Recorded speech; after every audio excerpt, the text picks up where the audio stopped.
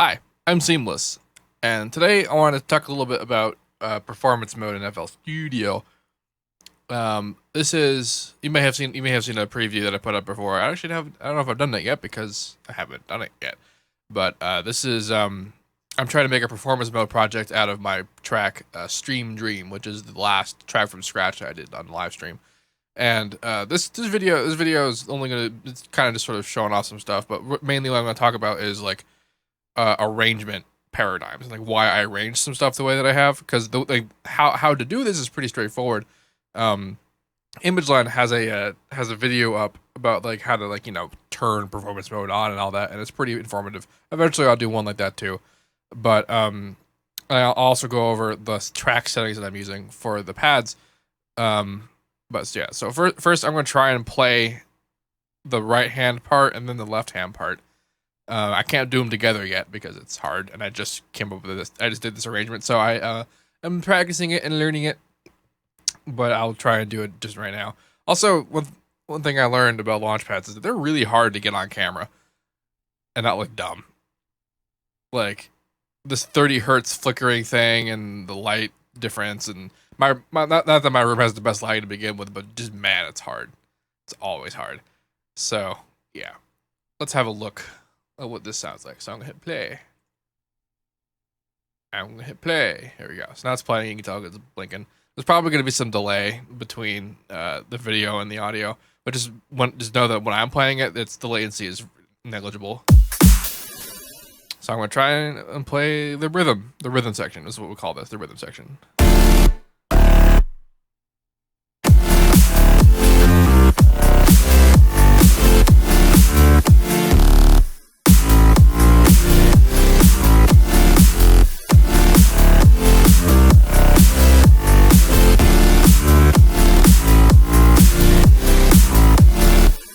So that was pretty close.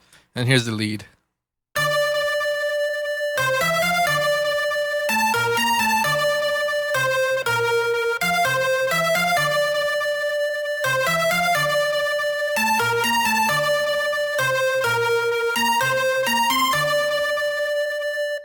And the idea is to play them both together, which I mean, it's like learning parts on the piano. You know, you have to memorize what your hand's doing into muscle memory so that you can do the other without really thinking about it. So that's what I just need to do. I just need to drill this to the point where I don't need to think about it. So now why did I put these where that I did? Actually, before I do that, let's talk about the track settings because it's important. So over here in the playlist, let's stop it for a second. When you're in performance mode and you right-click a track, you get options. If you go to performance settings, these are performance setting options. And for every single pad that I'm using, I have it on retrigger, one shot, and off for trigger sync. I have absolutely no sync engaged, which, you know, for better or worse. Sync obviously helps you stay in time, but it's the problems you get when you're in sync is that like, yeah, it'll be in sync, but if you're late, it'll hold it until the next sync interval, which I feel like is more damaging than if you're just a little bit off time with no sync. So I just do it without sync. Although when I am finished with the whole arranger, because right now I'm doing just the B drop. So there's the main drop, which is, you know, it's got all the basses and a couple extra part, and this is the melodic part of the B drop. So it has the rhythm part and the lead, and then there's a guitar line. I'm doing this part first because it's the hardest. It's the hardest for me to do manually. Because like the drop is honestly just I'm just gonna be doing like, you know, kick, and then my right hand can be doing all the stuff. But then this part I have to be doing this with all this together with my right hand or left hand, and then I have to be doing the lead separately. But for things like the rise and the intro and the arps that go on and all that stuff, I'm going to be having sequenced stuff going on independently. So I won't be having no trigger sync in one shot. It'll be like march and wrap or march and stay or march and stop or one of those kinds of things. Because I'll be letting automation take care of things like the risers and the arps and that kind of stuff. I'm not that crazy. But yeah, for now, every single pad. Now, the way that I have this organized is that this launch pad is the top 8 tracks, and then this launch pad is I just destroyed everything. Okay.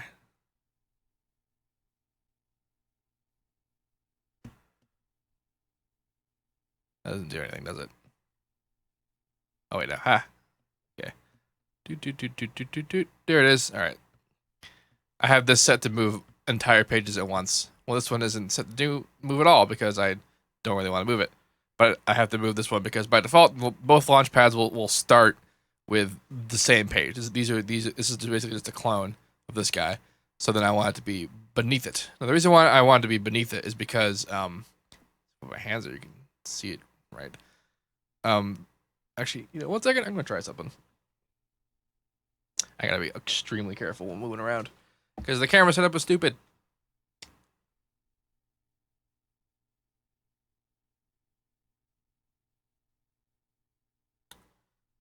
That is much better.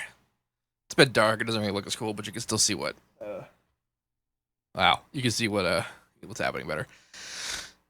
Anyway, yeah. So what I was saying is that the performance mode NFL is track based. So you have tracks and you have cells.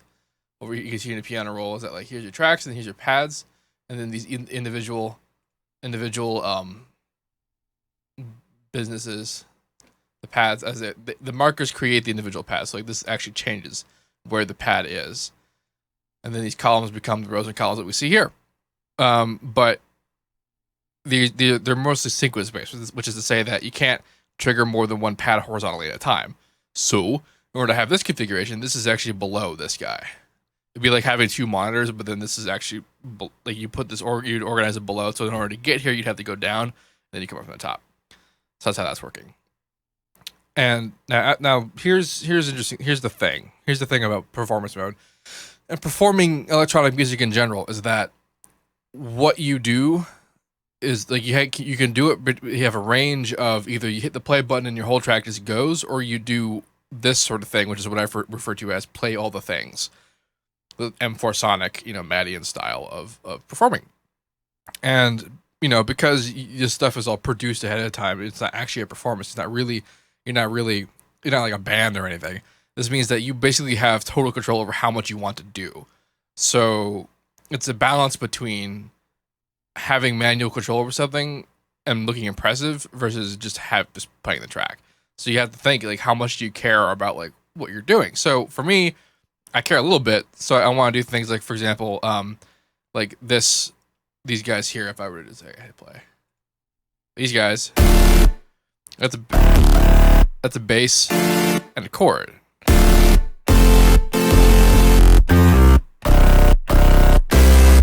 Right? So I'm triggering a bass and a chord at the same time. So that's why I have two pads. So it's like together. However, there are some like these guys which are individually a pad and a bass together.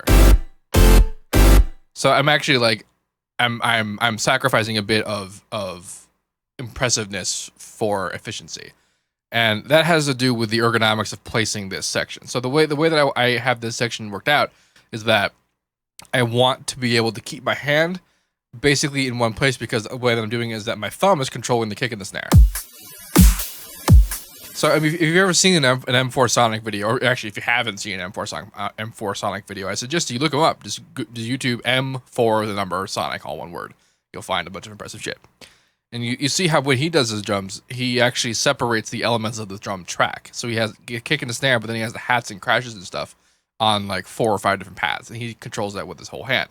And I'm simplifying that into just being so especially because this is an electro track, I'm not really ever gonna do more than that. And every once in a while, I might do a fill. To that end, I actually have a double of the kick pattern here. The reason why I do that is because it's difficult to do like things like this. Like I could do that, but that's a lot of hand motion. And so to sort of alleviate that, what I could do is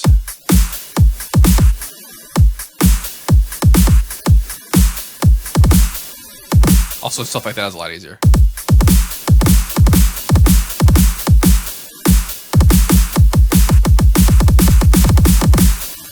That's just sensible finger patterns. So that's how I do my drums. So I want to keep my thumb here the whole time. So this means that basically, comfortably, my hand is going to be in this area. So like that is pretty much the extent of what I want to do, and then this is like, the edge of what I want to do as well. Like I could start here, but that's still a bit much, and also this position is a bit difficult. So you might have seen back on my YouTube channel, I had the connector preview, And the way that I actually did that is that instead of having like a part be a player like this, I actually did it like this.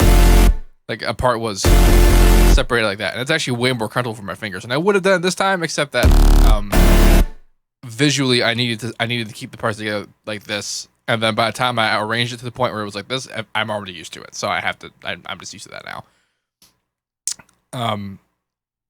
So that now there's also a bunch of interesting sort of just like placement decisions. So like here's the first part, right? Now in the cell, if you put more than one thing in a cell,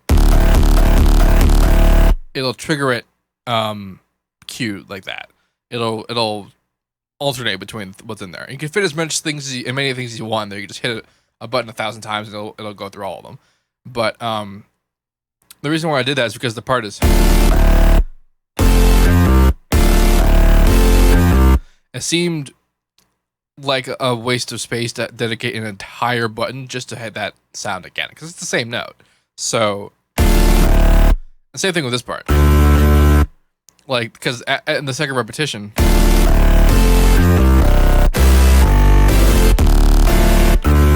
you hit that note instead of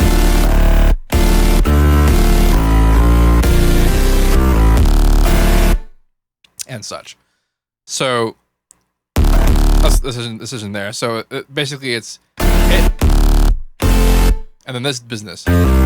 It's not really a fill, but it's like it's a sort of a transition into the next bit.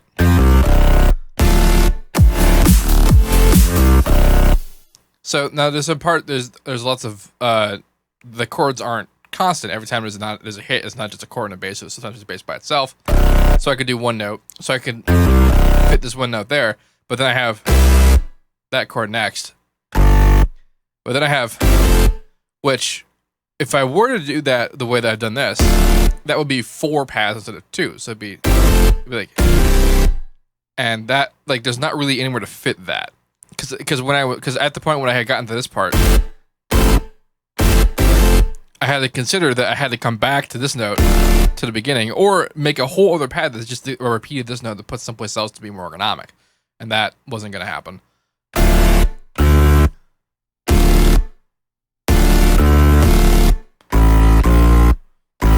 Again, more individual bass notes.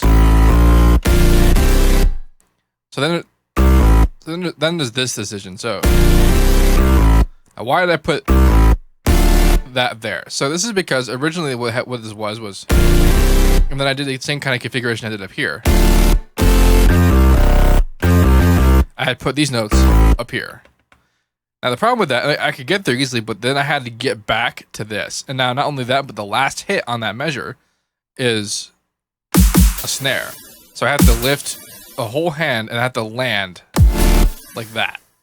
So that's a bit difficult from here because, I mean, for one reason is because I'm lifting my hand, I have to hit it back right here. But I also like, I can't really see where this is because my hand's covering it. I mean, I know it's there, but I don't know exactly where it is. So I have to kind of see it, and then hit it.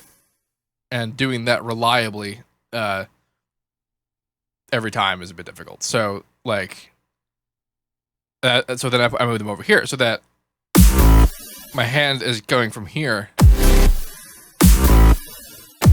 so that the hand more smoothly transitions to put it here. So that's the point behind that.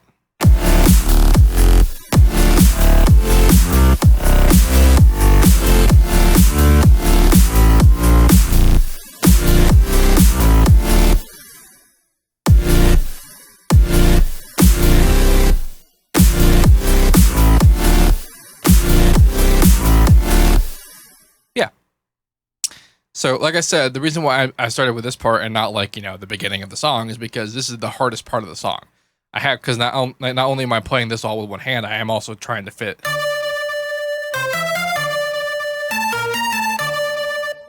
going on as well. So I need to be doing that both at once. Now, the thing is, though, is that this particular song also has a guitar lead in it. So, like, we're only hearing this part by itself, but I am still going to have the guitar lead in it. And what I'm actually going to do for the eventual recording of this performance is that I'm going to record a video of me playing that part on a guitar, and I'm just going to put that over in the song. And the idea being that if I were to ever play this live, I would probably play that part either with a guitar, just playing it live, or I just let it go in the background because it's the same notes as the actual lead melody. So like going playing of both is a bit redundant. And there's other stuff like atmospheric like things like the like arps and stuff, and like those are a bit complex because during the part where they happen, which is to say the intro part, I can be more involved with because there's not much happening besides just an arp and some pads and the lead. But during this drop part, this hand is completely taken, like 100% used, and a lot of my concentration is as well. And this part is more or less always being played, and like I could try and maybe trigger bits of the arp, like the way that I would do it is that I would because actually in the actual song itself. Let's go find. I actually have the whole song way off in the distance over here, so I can actually look and reference things. That's not what I want to do. Yeah. So if we look at the arp, they are chords.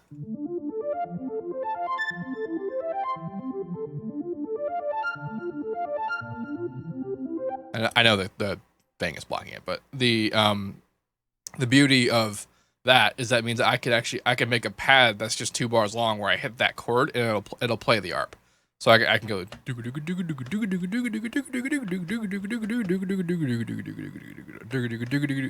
kind of thing, and that means that I can still trigger it like that. It's possible. Like I think that some of the key moments of the arp might line up with particular timing in the lead. So like I was actually playing the track right now.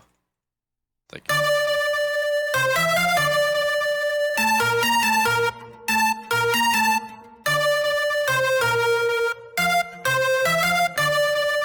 so like because the real difficulty of doing more than one thing at once is if they have syncopated timing. Like I know that some of this is gonna be a bit difficult with what's going on in the bass part because like this first part, like that happens like right before like I think anyway, and so that means that like I'm gonna start one and then do the other, and I guess it's gonna be a bit of a coordination issue. Not gonna be anywhere near as hard as the bass antics performance because there's a lot of 16th note syncopation involved with that. Yeah, so that's really as far as I am right now on this. I haven't even tried to play both of these at once at the same time because I'm still trying to nail down this part. Luckily, there's not a lot of variation in what this does during the drops, so I'll just need to get this one pattern down, and I'll have that part down. Now, the actual real drop, with all the basses and stuff happening, will be a lot simpler because I can be doing that stuff, and then this whole hand will just be free to do all the individual like, bleeps and bloops and whatever because it's very isolated and very singular moments of things. So that's my plan. That's my plan. I hope this offered you some insight into using performance mode in this particular fashion. This is a very specific way of doing things. Like I refer to it as playing all the things. This is like the very hands-on approach, like the M4 Sonic style kind of deal, which is way more difficult than doing like regular like clip launching and stuff, which is totally fine. I know that I'm choosing to do things the hard way, but this is how I arrange things when I am doing things the hard way. So that's what there is to that. If you have any questions about any of this, let me know. And as usual, have a nice day.